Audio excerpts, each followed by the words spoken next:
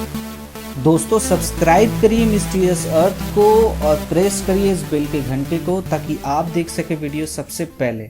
नमस्कार दोस्तों, आज मैं आप लोगों को जापान के स्कूल्स के बारे में कुछ अजीबोगरीब सीक्रेट्स बताने वाला हूं, जिन्हें सुनकर आप हैरान हो जाएंगे। वैसे तो इंडिया में हर एक स्टूडेंट की तमन्ना होती है कि वह बाहर में जाकर पढ़ाई करे। क्या आपको पता है बाहर के स्टूडेंट्स के स्कूल लाइफ कैसी होती है? तो दोस्तों चलिए आप लोगों को बताते हैं जापानी स्कूल्स के 5 डर्टी सीक्रेट्स। एक स्टूडेंट कोई भी हेयर स्टाइल कर सकता है, लेकिन उसके कानों के ऊपर बाल नहीं आने चाहिए। वहाँ के शिक्षकों का मानना है कि कानों के ऊपर बाल आने से सुनने, सोचने और समझने की शक्ति कम हो जाती है। लड़कियों को लड़कों के मामलों में हर चीज में ज़्यादा छूट मिलती है, लेकिन वह अपने पैरों के बाल नहीं हटा सकते, ना ही मेकअप कर सकते हैं, यहाँ तक कि वो अपने नेल्स में नेल पॉलिश भी नहीं लगा सकते। शिक्षकों का ऐसा मानना है कि यदि लड़कियाँ सजने संवरने में ज़्यादा ध्यान देंगी तो सिर्फ वह अपने खूबसूरती को ही निहारने में लगी रहेंगी, पढ़ाई में ध्यान नहीं दे पाएंगी।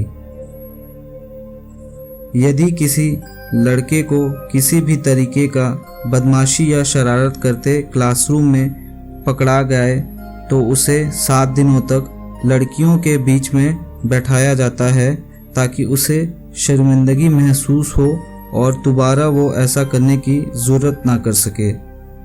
जापान में प्रपोज करने का तरीका भी बहुत अजीबोगरीब है। जैसे कि कोई लड़का किसी लड़की को प्रपोज करना चाहता है तो उसे एक खाली कागज़ देता है, तो यदि लड़की उस कागज़ को खोलते वक्त हंस दे तो ऐसा मान लिया जाता है कि उस लड़की ने उस लड़के को प्रपोजल को एक्सेप्ट कर लिया है। और यदि ऐसा नहीं होता है तो वो लड़की टीचर को कंप्लेन भी नहीं कर सकती है, क्योंकि कागज़ खाली था। जापान के स्कूल्स के सबसे हैरान कर देने वाली बात यह है कि जापानी स्कूल्स के लड़कों का गुस्सा बहुत खतरनाक होता है। वह छोटी छोटी बातों पे लड़ते झगड़ते हैं, यहाँ तक कि वह मर्डर भी कर देते हैं। दुनिया के तमाम देशों में जापानी स्कूल्स के लड़के बहुत खतरनाक माने जाते हैं। आपको याद होगा कि जब आप भी स्कूल्स में पढ़ते थे, आपने क्लासरूम में कोई लड़की यदि पसंद आ जाती थी तो उसके नाम को अपने बेंच पर दिल बनाकर अपने नाम को जोड़ देते थे। पर यदि जापानी स्कूल्स में ऐसा करते, आप पकड़ा गए तो आपके सिर के सारे बाल कटवा दिए जाएंगे। इस डर से कोई भी ऐसा काम करने की ज़रूरत नहीं करता है। हमारे यहाँ पे जब टिफ़िन टाइम होता है तो कैंटीन में जाने पर आपको नाना विभिन्न के खाना पीना मिल जाता है, लेकिन जापान में एक ही प्रकार का आइटम हर कोई के लिए रखा जाता है। जापानी स्कूल्स के सबसे बड़ी डर्टी सीक्रेट यह है कि वहाँ स्कूल्स में बाहर की कोई क्लीनर नहीं रखी जाती है। क्लासरूम और बाथरूम की साफ सफाई की जिम्मेदारी ये सारे स्टूडेंट्स पे ही होता है। ऐसा करने की सबसे बड़ी खासियत यह है कि कोई भी स्टूडेंट गंदगी फैलाने के बारे में नहीं सोचेगा और साफ सफाई के तरफ ही ध्यान देगा। यदि जापानी स्कूल्स में टीचर की तबीयत खराब हो जाती है या किसी कारण से वो आ नहीं पाते हैं तो उस क्लास के कोई अच्छे छात्र को ही पूरे क्लास को पढ़ाना पड़ता है।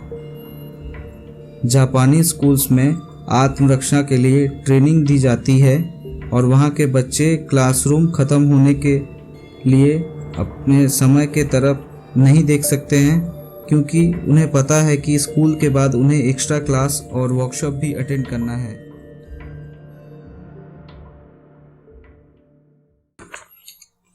यहाँ के बच्चों को गर्मियों में सिर्फ 5 वीक की छुट्टी मिलती है। यहाँ के बच्चे पार्टी नहीं करते हैं और ना ही कंप्यूटर में गेम्स खेलने में अपना टाइम वेस्ट करते हैं। वे स्कूल में वापस जाकर एक्स्ट्रा करिकुलर एक्टिविटीज़ में भाग लेते हैं। यही कारण है कि जापानी स्टूडेंट्स दुनिया में मैथ्स और साइंस में 4th रैंक में आते हैं। तो दोस्तों मुझे उम्मीद है कि मेरा यह वीडियो आप लोगों को अच्छा लगेगा।